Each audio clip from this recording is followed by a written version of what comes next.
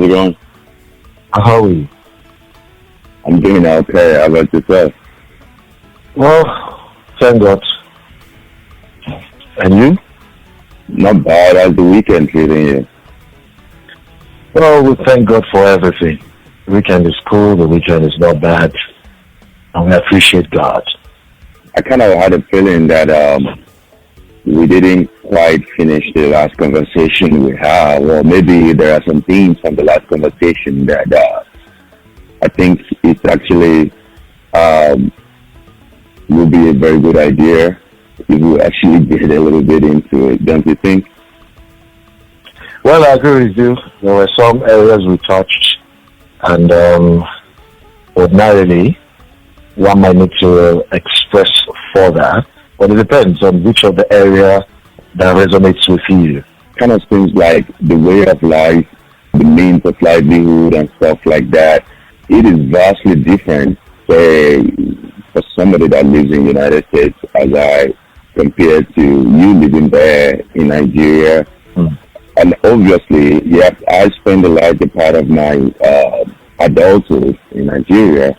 It's hard for you to kind of put yourself in that kind of position, you know. If you begin to describe something to somebody and they say, it's gone, man. You know, Nigeria is deteriorating and things are not happening the way it is and stuff like that. You know, I'm trying to kind of put myself in my shoe of what I used to know or what I used to believe to be true and things like that. So it's more or less like things that drastically change, and how bad is it, bro? I get you. Now, you see, I like the fact that we are going to caption this one a way of life. You understand? The reason is not far-fetched. I'm excited because I experienced something today. A neighbor of mine, as I was just coming in now, said to me, Baba, look at this car, this bus, the Toyota Sienna bus. And I said, nice one. What year? He said it's 2004 model. And I said, what's the price? He said it goes for 2.6 million naira. And I said, wow, that's huge. And he said, our exchange rate is responsible because if you exchange a dollar close to 500 naira, you understand? So he was trying to give me the reason I will be buying a 17-year-old car because it's a 2004 model of Toyota Sienna. If I'll be buying a 17-year-old car in 2021 for that kind of amount, for 2.6 million naira, that depicts and explains the way of life here, you know. Now, I have a family of 2 kids and a wife, you know, that makes us a family of 4. So if we have a Toyota bus, Sienna, driving around maybe to school, to church, to workplace and all of that, I don't think it's a bad idea. But do you know how long it's going to take me to save that kind of amount of money to buy a 17-year-old car? That explains something to you, all right? But the cost of inflation, I mean, I don't know a lot about accounting and all of that terms, but I believe the cost of inflation will kind of amount to the fact that things are not okay. But to think about it, though, out of the currency of Nigeria that we have right now, hardly do you see people spending 5 naira or 10 naira or 20 naira. You get what I'm saying? Those denominations are already extinct. Do you think that if we don't have it, we have it, but they're extinct because they can't buy anything. Not even sachet water. Sachet water goes for 10 naira now.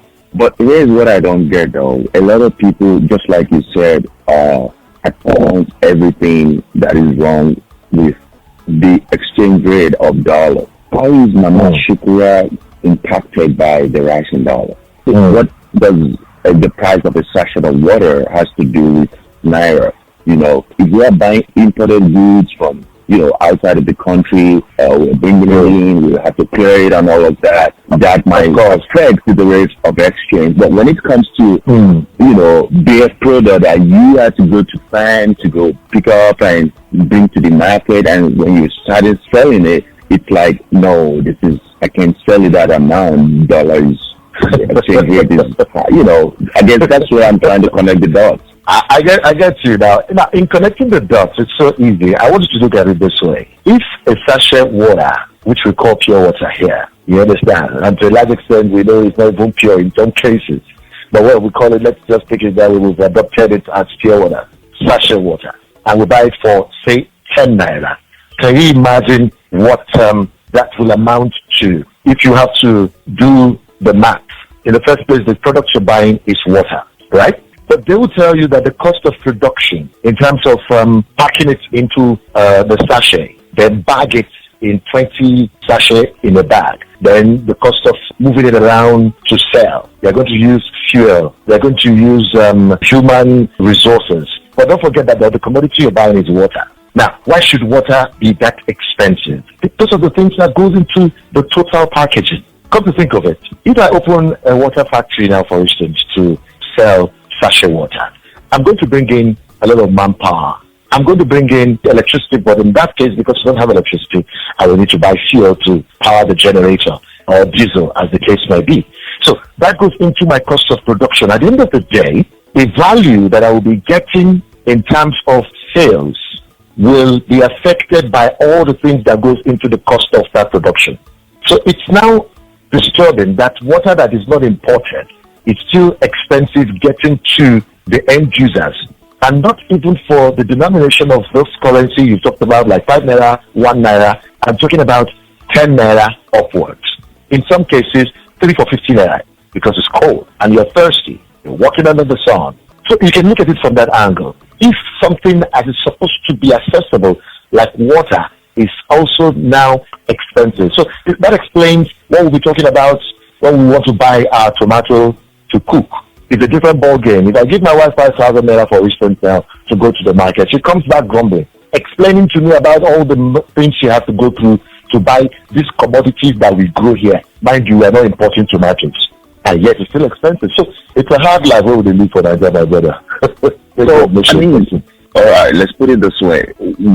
How do we resolve this then? Because it seems to me that it's not as if somebody is dictating the amount of how much this commodity needs to be, right? And like you rightly said, of course, there are other resources, human infrastructure resources that account to that single value that needs to be, accounted for that single value of product and commodity that you're trying to get. What is the solution here? The solution now, I think we should begin with this.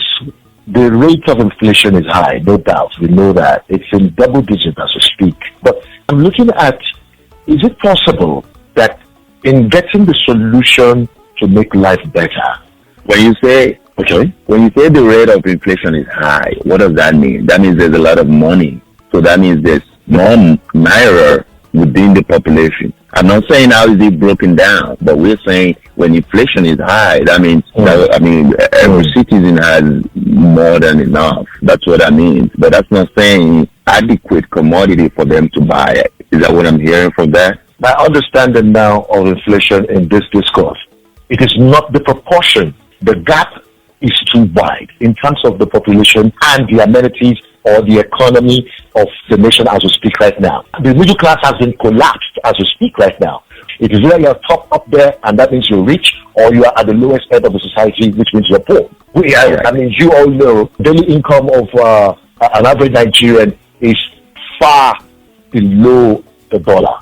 So how do you measure that? If an average Nigerian can't feed himself, because if a dollar amounts to about 500 naira now as we speak, and 500 naira cannot buy you anything. So that's the lopsidedness of the inflation that I'm referring to in this case now. All right. Now, in solving the problem, for me, I don't think it's rocket science.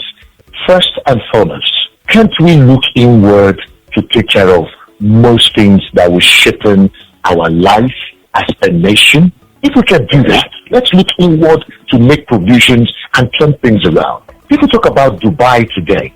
Dubai, some 30 years ago, was nowhere for anyone who is interested in globetrotting, who is interested in going on vacation, to want to go to Dubai.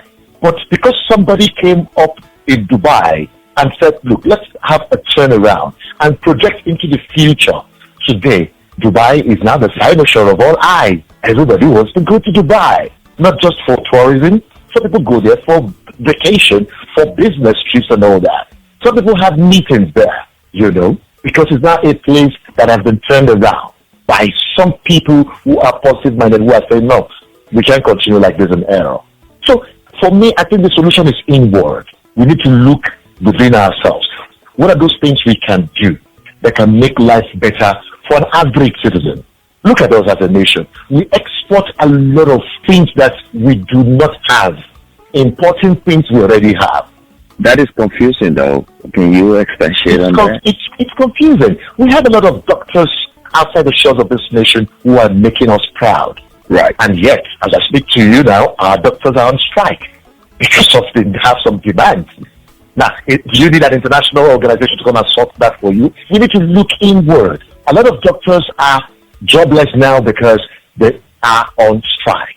They have families to feed. So tell me, should they have anything that will make them want to visit outside shores of this nation? You think they want to come back? Also, they are hearing stories of people making success stories out there as doctors.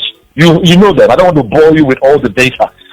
Doctors are doing great outside the shores of this nation. You know how many Nigerians we have in the government of President Joe Biden as we speak right now? I think about 8 of them.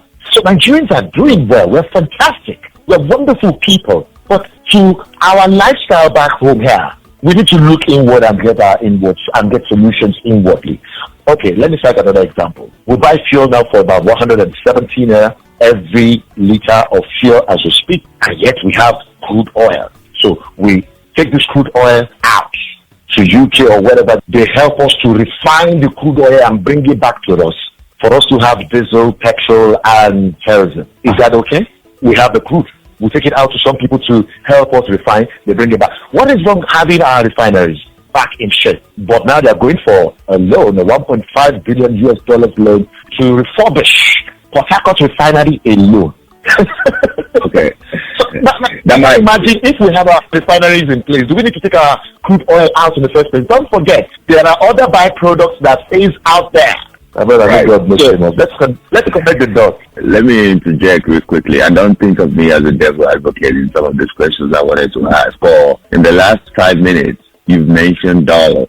But do you think merely not, having a value, not thinking in perspective of our naira is actually devaluing the money? Because to me, a lot of times I believe an average financial transaction in Nigeria should be done within the confines of the currency of that nation. Now, the way we are reacting to the situation on ground, does it occur to you that we may be making it worse for anything to get corrected with the way we kind of put ourselves out there, comparing ourselves to a nation that is been independent for the last for over 250 years?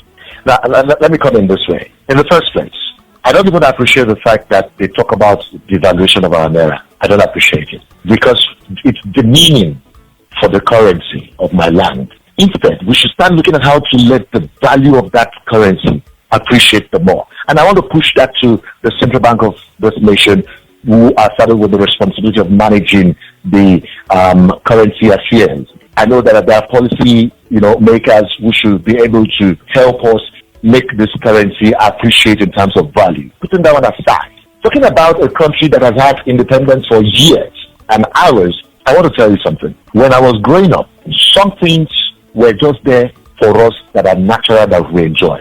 I talked about water at the beginning of this discourse. When I was growing up, there are tap running waters in virtually every community where I was born that are already in the city, so that you can easily turn up the tap, the comfort of your home or your compound, and you have potable water. So what went wrong? How come today everybody now digs a borehole in his own house to have potable water, or dig a well so that you can run in your home? What happened? How did we miss it? Where did we miss it?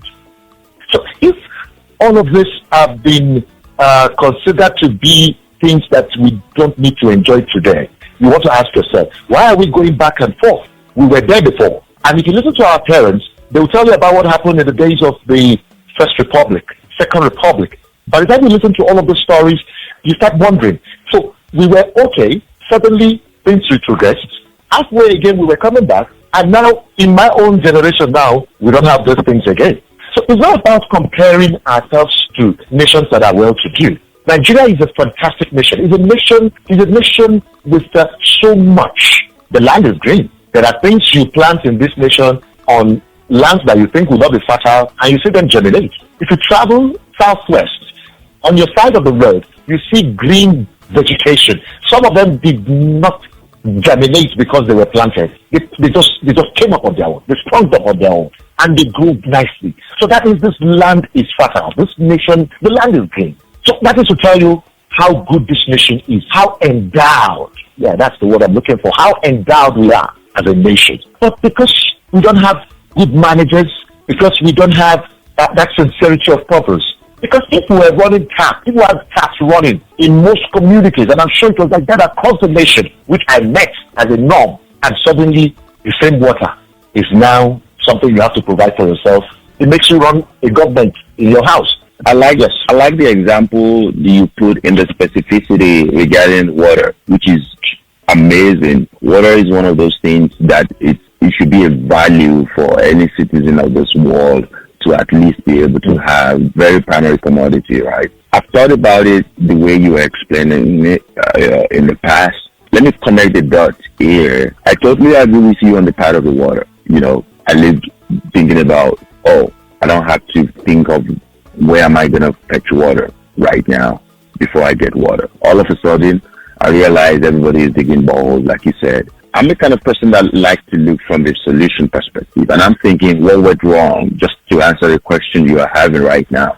And I goes, what went wrong in the tap in our house? Truly, I looked at it, and I think the first thing I noticed was, the pipe started getting rusted. And I think at that point, I didn't know maybe the water stopped before the pipe was rusted or the other way. But I realized that was what happened. That was why we stopped getting tap water. I realized that just now, and I was just thinking, okay, is that my fault? Is that my dad's fault? Is it the government's fault? Who should have been doing that? I realized, okay, perhaps there was no maintenance, right? And I now start to kind of put myself in the perspective where I am right now. Who's supposed to be managing that, by the way? I didn't know who was managing it then, and I'm not going to answer that question right now. But I think of myself right now and where I am, and I say, okay, I get tap here, and I don't have borehole or well, but who's managing my water here? Okay, it's my city.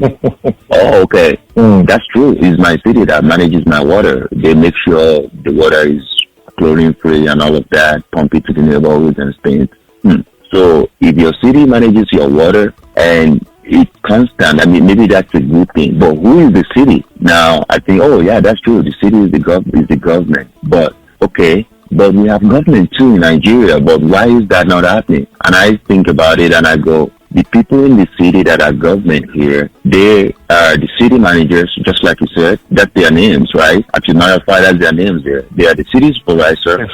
Couple of days ago, to give you some stories too, I found there was excessive amount of water on my lawn in the front yard, and because you pay, and this is another part of it, because you pay for water in some areas here, very cheap though, you pay for it, and if there's water in your lawn, excessive lawn, when you're not using it, that means water is leaking. And I realized, I had to call them, and they came in like 6 hours. They come and check it, and they say, everything is okay. I think it's just your rainwater, dripping and blah, blah, blah. So that's response. I realized too that, definitely in Nigeria, it could be free at that point, but I know we pay for it, but I know it's cheap. Now, coming back to what I'm trying to say, when it comes to city managers, I realized that one of the difference that could have happened, or maybe where we kind of have to go back to the basic here, is there should be a difference between the government entity and the politicians.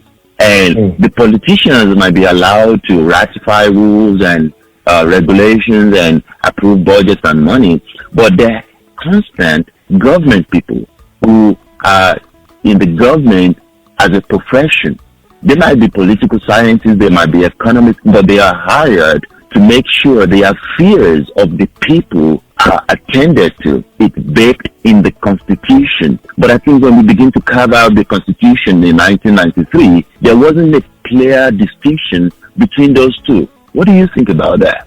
Okay, let me just put it this way. If, for instance, you failed to report the water you saw in your lawn and it degenerates, and it becomes something else in that particular vicinity of yours, it becomes a menace, constituting all manner of trouble for that neighborhood. Whose fault is that? It will be mine. Good. Yeah, for not reporting it. Now, if you now report and they refuse to show up, who would you blame? I'll blame them because I pay for that service. Now, when it degenerates such that almost every tap was no more running because of your negligence or because of the negligence of those who are supposed to manage it. Who will you be blaming at that point? That happened a couple of weeks ago when there was snow and they had to call an emergency. Hey, everybody stop drinking your water because it might be contaminated. So they give out instructions. And if they don't do that, they could be liable. An ordinary citizen can sue them. They can pay fine. People will get fired. People can even go to jail for it. It happened in Michigan when kids were drinking lead water for years, so that's what happened. Again, accountability. And the politicians, we have to come out and support them. They have to support the people. Because the government, you have to have city managers. There are people that are responsible for it. They already created budgets for them. They already equipped them. The politicians, like I said, approved the budget to equip them to be able to do that. And we, the people, voted them into office. So the government people have the responsibility to do it because that's their day job. That's their 8 to 5 job, But it's different. Let me not ask you the last one. If over and over such reports are being given to the handlers of that particular problem, say for instance it happened in your own house, another neighbor on the next street, another neighbor on the third street, and they got discouraged about reporting, do you know that over time it's going to be a norm such that if you drive around the city and you see a pipe leaking, you just look right and just say, even if we call them, they won't show up. So before you know it, it degenerates, and at a point, water will stop coming to the tap. So I guess that was how we became a mesh in this problem. It started from one point, negligence. It's supposed to be a chain. The chain got broken somewhere, so it can't continue. Somebody stopped doing something at one point in time, and it's degenerated into the state where we are now. That was what led to all that. So in talking about the politicians and the city managers, maybe we should have a kind of dichotomy that will make the politicians know that, look, they are just there to do all the politicking, which I call politicking. Then let some people who are saddled with the responsibility of managing the affairs of our lives as city managers also do the needful, or else they go to jail, just like you said in Michigan. In this country, it won't even happen. It's going to report because we're already in solution, so to speak. Because there's a break in that chain. The chain is broken. Someone somewhere is not doing the right thing. Someone somewhere is not even thinking about the consequences because no one has been made a scapegoat to jail for failing to do the needful. It will serve as a deterrent.